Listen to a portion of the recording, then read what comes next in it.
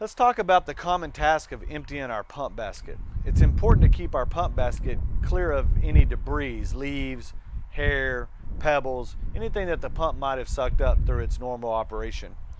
In order to do so, the first thing we'd want to do is make sure that our pump is off. At that point, we'll take our lid, and the lid will unlock by turning a quarter of a turn. Sometimes it's nice just to give it a little hit. At this point, I've rotated the lid 90 degrees, and the lid will come straight off. Once I pull my pump basket out, I can empty any debris that it might have captured into my waste bin.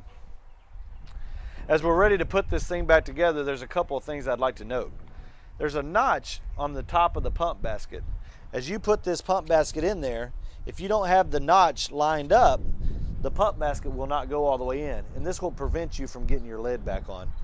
If you rotate the pump basket to line that notch up in the back of the pump, now the pump basket has dropped further into the pump, about another inch.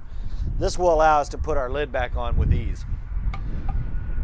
One other thing really important is that the lid has a rubber O-ring that goes around the lid.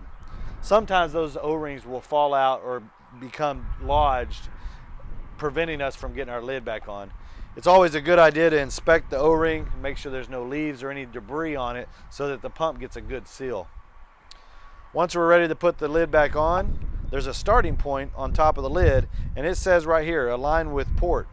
All we're going to do is we're going to align that line with our back port. Once in place, sometimes it is handy just to kind of jiggle it around and it'll fall into its groove. The lid is now down, and if I rotate my lid, there's also a locked point marked on the lid. The lid is now locked back in place.